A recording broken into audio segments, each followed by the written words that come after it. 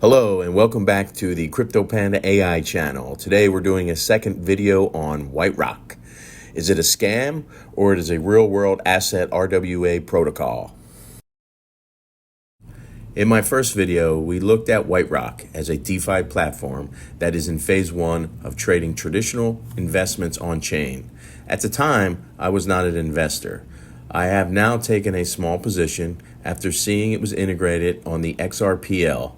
The growth of the XRPL as the backbone of finance is not a question in my view. The question is when. The goal of a second video is to ask, is this real? The crypto space is full of speculation and scams. Most people believe crypto is a scam in general. CP believes there is a lot of opportunity in this space and it is worth all the hours to be educated. The scam in question here is, how is this live when we are in the regulation phase of crypto assets, especially with other established projects that can tokenize assets? On March 28th, Twitter X post, WhiteRock posted an update on some API with the NASDAQ. The speculation comes due to, besides social media posts by this project, it came out of nowhere. Where's the leadership team? I took a small position. I cannot vet whether this is a hidden gem or my biggest rug pull. Are the investors about to be Haktua'd? Haktua is a major rug pull, one that hits the hardest. And I created that quote after the release of the Haktua coin. There is a huge opportunity to make money in crypto by spotting promising projects early, but most people don't do this well. One of the most common mistakes I see new crypto investors especially make is getting caught up in the hype of a project without understanding what it's actually offering or who it's designed to benefit. For the purpose of this video, we're going to use WhiteRock as an example. I'm going to give you a quick overview and then we'll analyze it together. And if you want to play along at home, their website is whiterock.fi. Okay, so the first thing I want you to notice is their branding. Look at this font and how they wrote their name. And then let's check out the claim. Everything on chain, buy stocks, bonds, and properties with crypto, right out of the Real World Assets playbook. And this is why I wanted you to pay attention to their branding. They're trying to create this idea in your mind that they are partnered with BlackRock. They are like BlackRock, but different. They're offering you permissionless trading 24/7, true financial freedom, trading shares of companies, properties, or bonds anytime, anywhere, breaking down the barriers of traditional markets, trade beyond market hours, By keeping everything on chain, we guarantee transparency, immutability, and trust in every transaction. And they do deliver on this promise in some senses that they are partnered with Open Zeppelin, so all the assets that are tokenized are on-chain, they are audited, but who's really holding the assets that are backing them? It's trusted custodians, of course, people like BlackRock.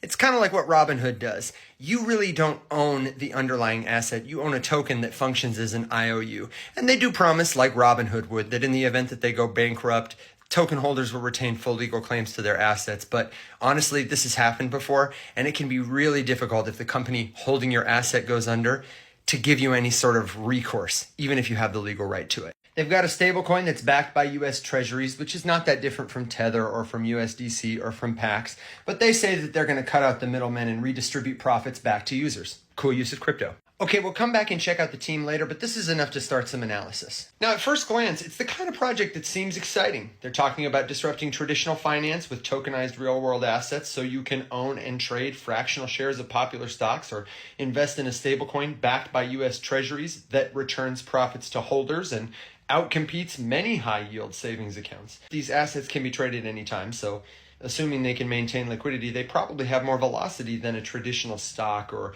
government bond that you can't trade all the time. The partnerships list, that was impressive. And their branding even makes you think of BlackRock, which is clever because it gives the impression that they're operating at that level. And for someone new to crypto, that's enough to make you feel like you're discovering the next big thing. But when you start peeling back these layers, things don't add up. First, what are they really offering?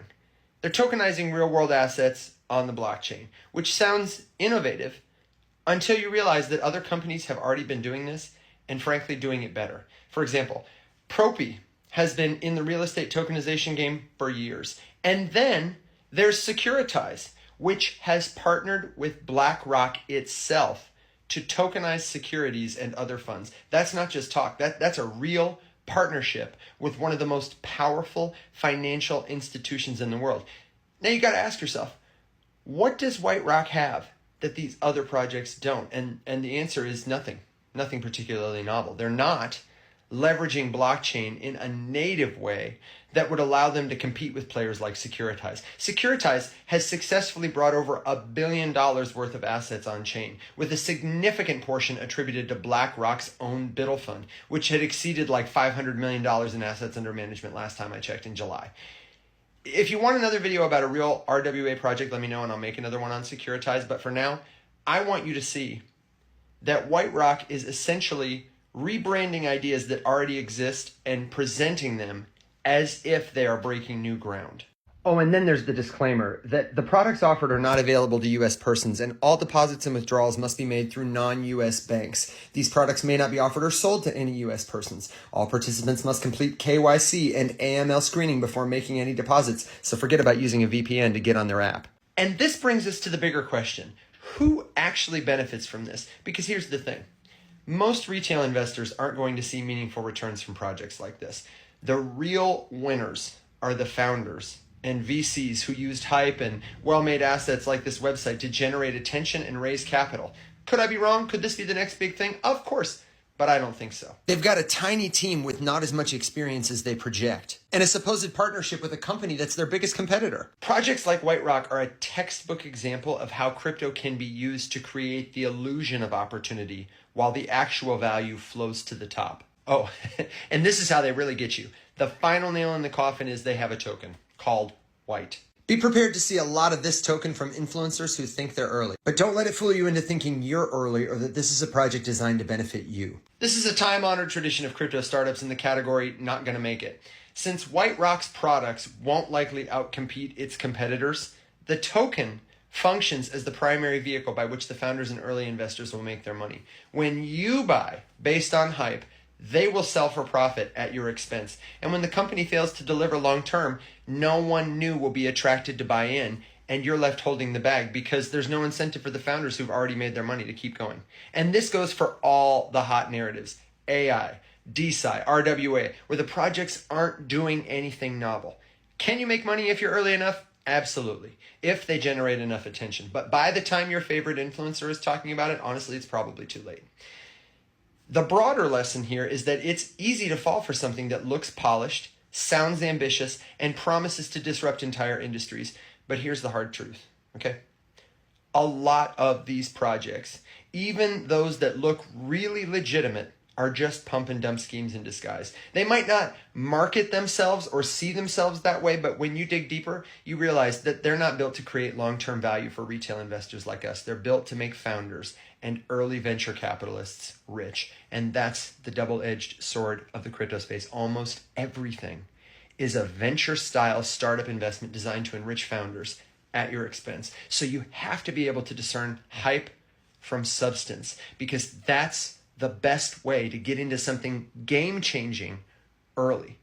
Some questions you can use to guide yourself. Ask, is this project doing something truly innovative? Are they actually using blockchain to solve a problem in a way that traditional finance or other technologies can't? Then you want to find out, is that supported by meaningful revenue, by cash flow, or adoption for their product or service? If a project doesn't stand up to scrutiny or the answers don't clearly point to long-term value creation, then chances are the company is not the opportunity it's being sold as. And here's a bonus tip, okay? Many of the most promising companies in our space don't even have a token you can buy. The more you can separate marketing hype from what I call proof in the pudding, the less likely you are to fall for schemes designed to profit someone else at your expense, and the more successful you will be as an early stage startup investor.